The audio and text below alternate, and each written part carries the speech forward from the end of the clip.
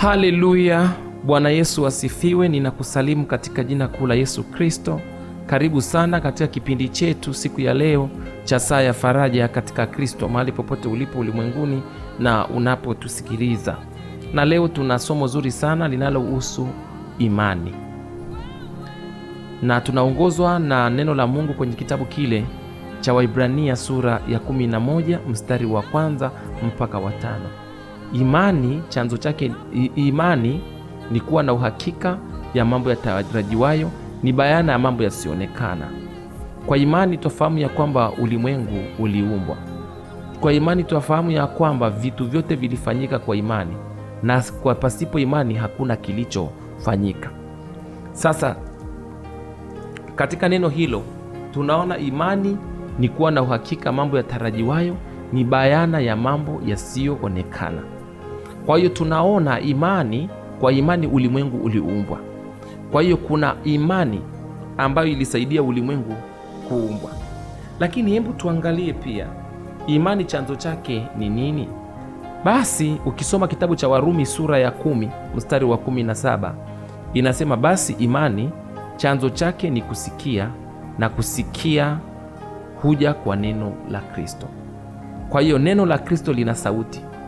Mtu akilisoma, akifundishwa, akihubiriwa, neno hilo linatoa sauti ambayo ikishasikika kwenye masikio ya mtu na katika moyo na ufahamu, msingi wa imani unajengeka ndani ya huyo mtu. Maana neno la Mungu li hai, tena lina nguvu. Kwa hiyo ipo nguvu ambayo inaumbika, Waibrania 4:12. Kwa hiyo kwenye neno kuna sauti, na katika hiyo sauti inaumba kitu ndani ya mtu ambacho sasa ndicho tunakiita imani. Kwa hiyo imani chanzo chake ni kusikia, na kusikia huja kwa neno la Kristo, sawasawa na Warumi sura ile ya 10 mstari wa 17. Kila kitu chenye uhai kina sauti. Kama huna akiba yoyote ya neno la Kristo uliowahi kusikia, haitakuwa rahisi sana kwako kujenga imani itakayowezesha nguvu ya uumbaji wa kimungu kuachiliwa kwako pale linapohitajika iumbe kitu kinachobadilisha hali unayokabiliana nayo. Kwa hiyo kuna vitu vingi. Kwa mfano, unamwombea mtu apone. Ili ule mtu awe na imani, ni lazima kwanza kuwe na neno ambalo alilisikia la Mungu. Kwa mfano, unaumwa, ukasimama na kile kitabu cha Isaya sura ya 53 kwamba kwa kupigwa kwa Yesu watu wanapona. Labda hujai kusoma hapa, lakini sasa uliwahi kusikia watu wanahubiri kwamba kwa kupigwa kwa Yesu watu wanapona. Basi lile neno ukalificha moyoni mwako. Siku unaombewa ukaamini lile neno kwamba kwa kupigwa kwa Yesu mimi nimepona. Kwa hiyo ile sauti unayoisikia ndani ya moyo wako baada ya kusoma hilo neno, ukiamini ile sauti, sasa unapokea uponyaji. Unapokea uponyaji, na unapokea uponyaji kwa sababu neno ni Mungu. Neno limebeba sauti ya Mungu. Neno ni uzima. Kwa hiyo kuna vitu vingi ambavyo watu wanaviomba hawavipokei kwa sababu hawana imani. Kwa hiyo ukitaka Mungu aweze kufanya kitu, amini, kuwa na imani. Na imani sio lazima kuona, hapana. Imani unatakiwa uamini bila kuona. Ndio maana nasema ni bayana ya mambo yani imani ni kuwa na uhakika mambo yatarajiwayo, ni bayana ya mambo yasiyoonekana. Kwa hiyo unaanza kuamini hata kabla hujaona, unaanza kuamini moyoni. Kwa hiyo ili uweze kuwa na imani ni lazima uwe msomaji wa neno la Mungu, kwa sababu imani chanzo chake ni kusikia, na kusikia ni huja kwa neno la Mungu. Kwa hiyo soma sana neno la Mungu, sikiliza mahubiri mbalimbali ya neno la Mungu, sikiliza nyimbo za kuabudu za Mungu, utajengeka na imani yako itakuwa. Kwa sababu neno la Mungu, Zaburi ya 119 mstari wa 11 linasema, moyoni mwangu nimeliweka neno lako, nisije nikakutenda dhambi. Kwa hiyo ili imani yako iumbike, ni lazima moyo wako ujazwe neno la Mungu. Ukiwa umejaa neno la Mungu ndani yako, maana yake neno la Mungu lina sauti, maana yake imani yako itakuwa kubwa. Kwa ndio maana tunahimiza sana. Ni dhahiri kwamba mtu ambaye moyo wake haujahifadhi neno la Mungu ni rahisi sana pia kumtenda Mungu dhambi, lakini pia huyo mtu imani yake itakuwa hafifu, kwa sababu hana sauti ya kitu kinachoitwa neno la Mungu ndani yake. Kwa hiyo neno la Mungu lina nguvu, neno la Mungu lina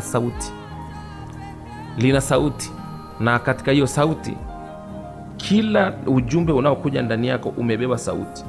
Ndio maana unaweza ukakuta unafahamu neno fulani la Mungu, lakini unaomba na unashangaa linajirudia ndani yako. Maanake Mungu anataka kukuza imani ya imani yako kwa hilo neno. Ndio maana sasa amelirudisha tena. Kwa hiyo ninakusihi sana ujifunze sana kusoma neno la Mungu na kuweka neno la Mungu kwa bidii ndani ya moyo wako, ukiamini kabisa kwamba katika neno la Mungu kuna nguvu, katika neno la Mungu kumebeba sauti ya Mungu. Na tunajua kwa imani, hata unapotoa sadaka, toa kwa imani. Hata unapoomba, omba kwa imani. Hata unapomtumikia Mungu, tumika kwa imani. Ukiombewa, amini kabisa kile ambacho umeombewa. Na ndio maana Yesu, ukisoma kitabu kile cha Yohana sura ya 11, Yesu alimwambia Martha na Mariamu kwamba ukiamini utaona matendo makuu ya Bwana baada ya Lazaro kufa. Kwa hiyo kuna mambo mengi hayajatokea kwenye maisha kwa sababu hujaamini. Na Mungu anasema kwamba mwenye haki wangu ataishi kwa imani, lakini kama akisita, mimi sina furaha naye. Kwa hiyo nawasihini wote tusimame na tuamini kwamba chochote kinachofanyika kwenye maisha yetu kina nguvu na kinaweza kutubadilisha tukiamini. Haleluya! Yote yanawezekana kwa kila aaminie. Tuamini neno la Mungu, tuamini watumishi wa Mungu, ndivyo tutakavyofanikiwa, ndivyo tutakavyoinuliwa, ndivyo tutakavyotiwa moyo.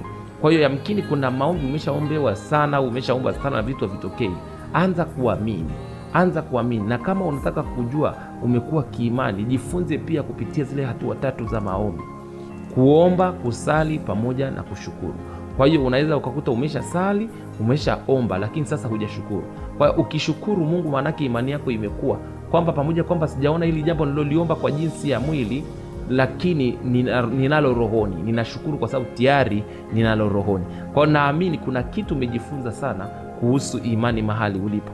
Na nataka nikutie moyo kwamba kuna mambo mengi sana Mungu amesema kwamba tukiwa na imani. Kwenye Marko sura ya 11 ameeleza zaidi kwamba mtu akiwa na imani kama chembe ya haradali ana uwezo wa kuamuru mlima huu ng'oka ukapandwe baharini, nao ukaondoka. Sasa chembe ya haradali ni ndogo, punje ya haradali ni ndogo sana, tena hata kwa uwezo wa macho kuiona ni kazi. Lakini nasema sasa ukiwa na imani kama hiyo unaweza ukahamisha hata mlima. Ile sio milima ya kawaida kama hii tunaoifahamu, hapana. Ni matatizo makubwa, ni vitu vizito, vitahamishwa kwa imani. Kwa hiyo imani ni kuwa na uhakika ya mambo yatarajiwayo, ni bayana ya mambo yasiyoonekana. Na kwa imani tunamjua kabisa hata Habili alimtolea Mungu sadaka ambayo ile sadaka ambayo iligusa moyo wa Mungu. Kwa imani tunajua kabisa hata Ibrahimu alivyojaribiwa mtoe Isaka alimtolea. Kwa imani tunaamini kabisa kwamba hata Sara alipoambiwa kwamba atampata mtoto, alimhesabia huyo aliyemwahidi kwamba ni mwaminifu na akampata mtoto. Kwa kuna watu wengi sana wamefanikiwa kwa sababu ya kuamini kile alichosema Bwana. Kwa Mungu wetu ni mwaminifu sana. Kama kuna kitu amekuahidi, amini kitatokea. Kama kuna maombi umeombewa, amini yatafanikiwa. Kama kuna jinsi unamwomba Mungu, amini anasikia. Kama kuna jinsi kuna mahali unapita, amini Mungu yuko karibu sana na wewe, amini anasikia unachokiomba. Sasa ninahitaji kuomba na wewe kidogo ili Mungu aweze kuimarisha imani yako. Baba, katika jina la Yesu Kristo, Mungu mwenye nguvu, tunamleta msikilizaji wetu na mtazamaji wetu madhabahuni mwako. Tunaomba Bwana umsamehe kutokuamini kwake, umuimarishe na uinue imani yake Bwana, akuamini wewe katika lolote analopitia kwenye maisha yake. Mungu, tunajua kabisa ya kwamba wewe Mungu ni mwaminifu katika ahadi zako.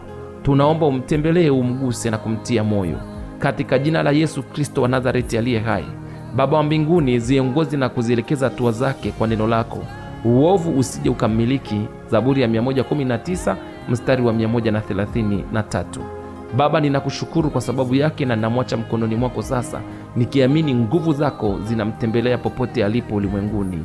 Amen. Basi wasiliana nasi kwa ushauri na maombi zaidi, au kama unataka kuchangia kipindi hichi kiendelee kuwa hewani, gharama za huduma hii, utakuwa umefikisha injili na Mungu atakukumbuka sana. Wasiliana nasi kupitia namba 0759 044115 au 0676 23 7816. Hadi wakati mwingine tena, Mungu akubariki sana.